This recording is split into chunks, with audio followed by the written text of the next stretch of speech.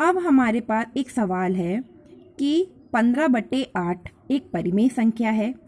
अब इसका दशमलव प्रसार शांत होगा या अशांत होगा। ये जो परिमेय संख्या है इसका दशमलव प्रसार शांत होगा या अशांत होगा। और यदि शांत होगा तो इसका दशमलव प्रसार भी करो। तो देखो, ये 15/8 हमारे पास एक परिमेय संख्या है।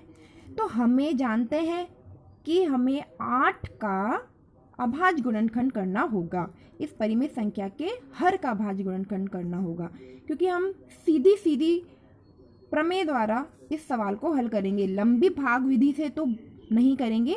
इससे जो हमारे पास प्रमेय है ना कि यह देखना कि हर का गुणनखंड 2 की घात n 5 की घात m रूप का है या नहीं, उसको लेते हुए हम इस सवाल को हल करेंगे। तो सबसे पहले क्या करें कि जो हर है उसका अभाज्य गुणनखंड करें। हर कितना है? 8। 8 का अभाज्य गुणनखंड करा, 2 चक्कू 8, 2 दूनी 4, 2 एकम 2, यानी 8 का अभाज्य गुणनखंड हो गया 2 गुणा 2 गुणा 2, यानी 8 बराबर 2 की घात 3। अब यहाँ पे जो हर है उसका अभाज्य गुणनखंड करने पर हमें 2 की घात 3 प्राप्त हो रहा है। और हमारे पास प्रमेय होती है कि दी गई परिमेय संख्या का हर 2 की घात 5 की घात m रूप का है। आप कहोगे मैडम यहाँ पे तो केवल 2 ही है, 5 तो है ही नहीं। आप कैसे कह सकते हो कि परिमेय संख्या का हर 2 की घात n इंटू 5 की घात m रूप का है? तो यहाँ पे हम 5 की घात 0 भी तो मान सकते हैं, क्योंकि 5 की किसी भी संख्या की घात 0 हो तो उसका मान 1 होता है ना। तो यहाँ पे मैंने वो आपको पहले भी बताया था, यदि 5 ना हो ना तो भी चलेगा, तो भी इसे शांत ही माना जाएगा।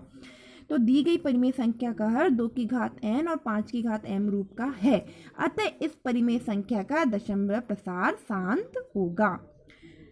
अब यदि दशमलव प्रसार शांत है तो यहाँ पे हमारा अगला प्रश्न बनता है कि यदि शांत हो तो दशमलव प्रसार भी ज्ञात करो। ये यहाँ तक आपका एक सवाल खत्म हो जाता है और दूसरा सवाल शुरू हो रहा है। यहाँ पे यह सिद्ध हो गया कि इसका दशमलव प्रसार शांत है। अब इसे आगे हल करने के लिए हम संख्या लिखेंगे और जो इसका हर का गुणनखंड रूप है वो लिखेंगे। तो 8 का गुणनखंड रूप हो गया 2 की घात 3, तो हमने यहाँ लिख दिया 15/2 की घात 3। ठीक है। अब आपको आगे क्या करना है, जितनी 2 की घात है ना, हमें 5 की भी उतनी ही घात चाहिए। लेकिन यहाँ पे तो 5 की घात है ही नहीं, 5 की घात तो 0 है।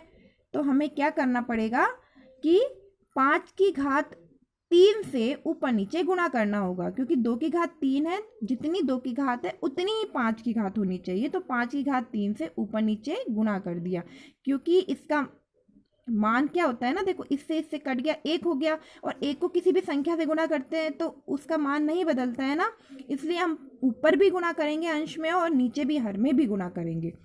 तो चलो ये हो गया 15 और 5 की घात 3 को खोला तो 5 गुणा 5 गुणा 5 बटे, देखो यह एक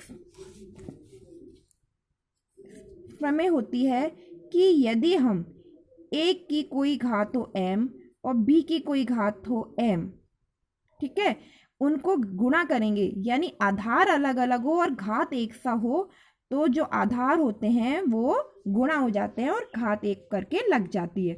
तो यहाँ पे 2 और 5 आपस में गुणा हो जाएंगे और घात 3 की 3 रह जाएगी। अब यहाँ आगे बढ़ेंगे तो 15 की 15 गुणा, इन तीनों पांचों को गुणा कर लेते हैं, 5 25, 25 पंजे 125, तो यहाँ पे 125 लिख दिया, बटे की जगह बटा। 2 को 5 से गुणा करा तो हो गया 2 पंजे 10 और 10 की घात लग गई 3। अब 15 को 125 से गुणा करा तो आया 1875, बटे जितनी घात होती है 10 की जितनी घात होती है उतनी जीरो लग जाती हैं, तो 3 घात हैं तो कितनी जीरो लग जाएंगी? 3, तो 10 की घात 3 बराबर हो जाएगा 1000। अब हमारे पास एक नियम होता है कि यदि हर में जितनी भी जीरो हो अंश में उतने ही अंक छोड़ के दशमलव लगा देते हैं। अंश हर में कितनी जीरो है? 1 2 3,